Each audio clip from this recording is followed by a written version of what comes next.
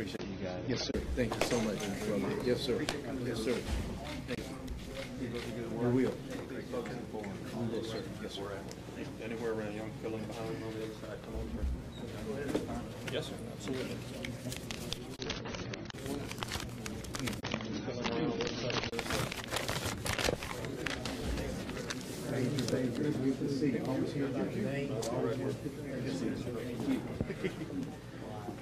Okay.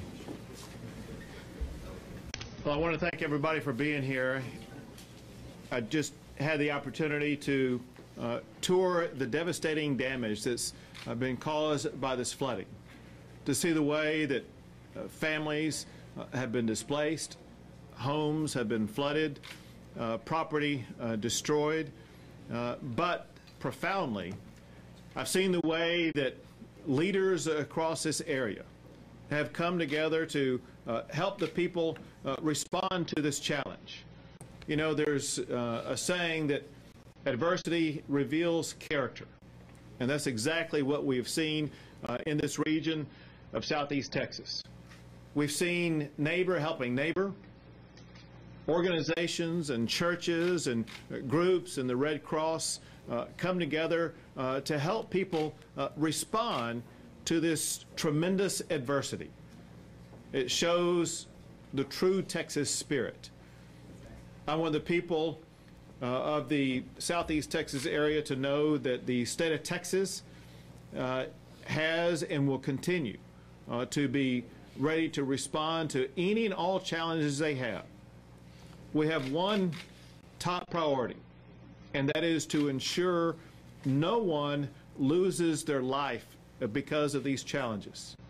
We're so grateful for the response that's been undertaken so far, as well as the smartness that the residents have had in their own minds to make sure they kept themselves out of danger's way. It's important that I emphasize that, listen, the rising waters are not over yet.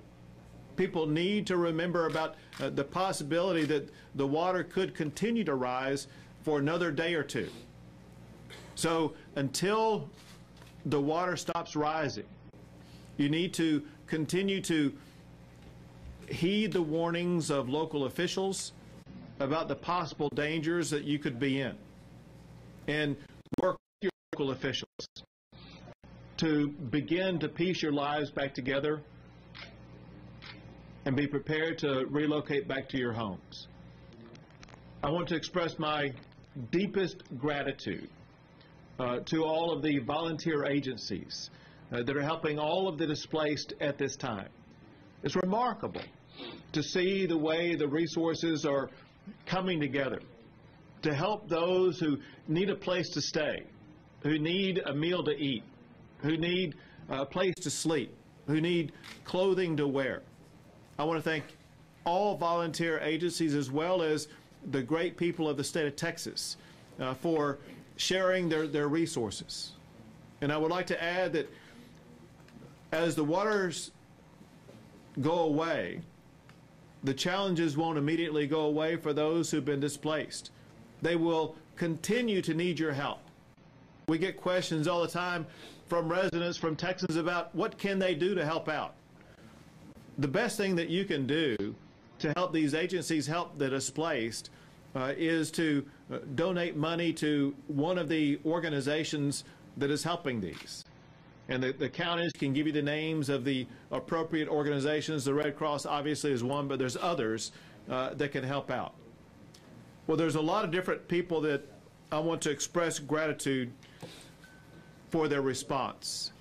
I want to thank my team members in the Texas legislature, and that is Representative White and Representative Phelan, for being effective advocates for their constituents in these regions and working very collaboratively with their counties and the cities and the other governmental bodies around here.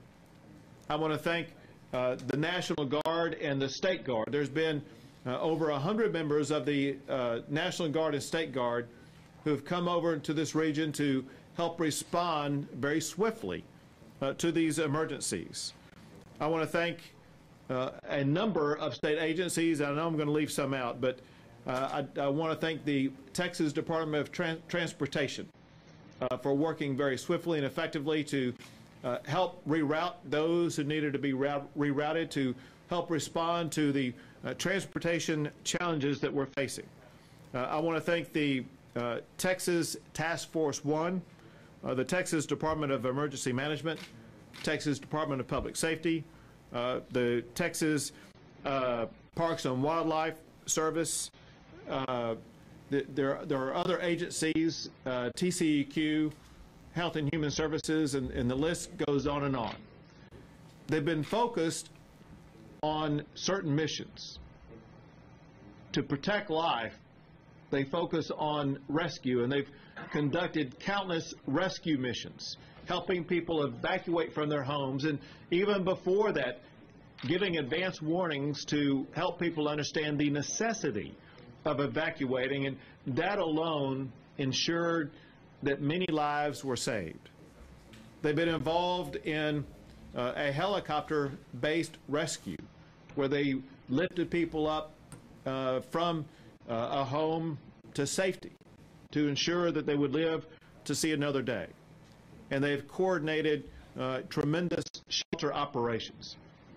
It's essential to point out that much, and not most, of the work has been conducted by remarkable local officials. And I wish I could name you all, but the press conference will last another hour. But you can see the people up here from the various counties who are affected. And I want them to know my gratitude for responding like true Texans, with calm, with grace, with resolve, to ensure that their constituents, whether it be in a city or a county, that you all are effectively taking care of those you serve. And the people of this area are typical Texans. They have the attitude that they are going to get through this. And that's what Texas is made out of. We can take the toughest challenge that nature may bring, we can respond to it, and we can rebuild it. And as Representative White said earlier, we are going to come out of this stronger than the way we were beforehand. And that's because of the men and women who stand behind me, who work so effectively and so swiftly and tirelessly around the clock to respond to these challenges. But I especially want to thank the person in the state of Texas who is responsible for leading these efforts, and that is Nim Kidd, who is the ultimate pro and leading these efforts of responding to the challenges we face like this. And it's that high level of coordination and cooperation. And then lastly, I want to thank our good friend and neighbor from Louisiana. This has been a two-state joint effort to deal with this challenge. It's been Louisiana that's been impacted as much as the state of Texas. And we have been able to get through this process far more effectively because of the close, cooperative, collaborative relationship that we've had with Louisiana. And I want to thank you for being here and thank you for your work with us. And if you would, pass along my gratitude to the governor of the great state of Louisiana. With that, we'll be happy to take a few questions. Governor, have you been in touch with the federal authorities? And if so, what has been the response so far? Are they going to provide any help, especially to the residents that have lost their homes? Sure. The way this works is that the first step is to make the assessment about whether or not to make a disaster declaration. And we have done that for 17 counties. Yes, sir. We will add 4. Yeah, you have the names? Or? I have the list of yeah. names. We'll push them out. We will be announcing 4 more counties that will be covered by the Texas Disaster Declaration. After that, the process is presented to the federal authorities, and then they will make the determination if the appropriate standards have been met. But we work very swiftly on this, and we'll be pushing it as quickly as possible. Governor, I want to Sure. like to add to that a little bit. Our neighbors to the east, the state of Louisiana, did receive a disaster declaration for their counties. The difference between the two is based on population and the federal standards. Their disaster threshold for public assistance is a little over 6 million, and based on our population, the state of Texas is 35.4 million. So we have a higher threshold to meet before we become eligible for federal assistance. We're working very close with our local partners to provide those damage assessments to us for individual and public assistance, and when we reach our state's thresholds, then we'll be working with the governor's office to consider asking for it. Thank you. Thank you. Other questions? When you were up in the helicopter assessing all the damage, what was just going through your mind? What did you see describe? Well, it was stunning, really. There were several things that struck me. One was the size of it. You know, when you're in the air, you can see the massive area that is flooded, and it's just stunning to see how widespread the water was, and water just covering everything. And then as we flew over different communities, seeing the homes that were half submerged in water, and thinking about the people who lived there and the loss and grief, and that stirs up the necessity for us as leaders to ensure that we aid these citizens to help them rebuild their lives as quickly as possible. And have you spoken with any families that are dealing with the floods yet? If so, what have they said to you? Well, I haven't yet been able to do that. That's on our to-do list. But we have had the opportunity to speak with the leaders of the communities from all the regions who are affected. And I'll tell you what they told me, and that is the residents have been very thankful for the quick response at the local level and at the state level. And they have shown a very strong resolve, the residents have, about wanting to quickly rebuild their lives. And they've also talked about the way in which neighbors have come together to help neighbors. And it shows a very strong Texas spirit. Governor, could you and possibly some of the local officials as well address Dune County and Orange County separately in terms of what it's going to take for them to get back to normal, or even make a step towards back to normal? Sure. Well, why don't we have one official from each of those counties come up and respond to that? If you're asking about damages, we're still assessing that. Newton County's been devastated from Burkeville to Deweyville. The number of homes that are underwater and people displaced, it's emotional. So I know. So we got a lot of people needing a lot of help. Where are the people who live right now? So many of them have went to family and friends.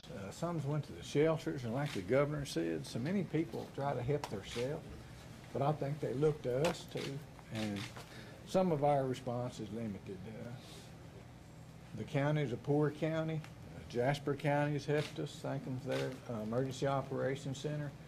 Red Cross, Salvation Army, National Guard, all these people you see here, I don't know what we've done about them. But I'm looking at all these rooftops when I go up in a DPS helicopter, and all these homes are destroyed. And we probably don't have all our numbers in yet.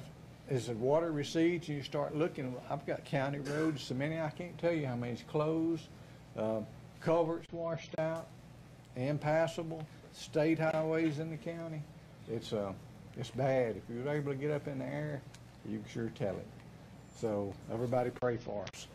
Good. Orange County. Ryan.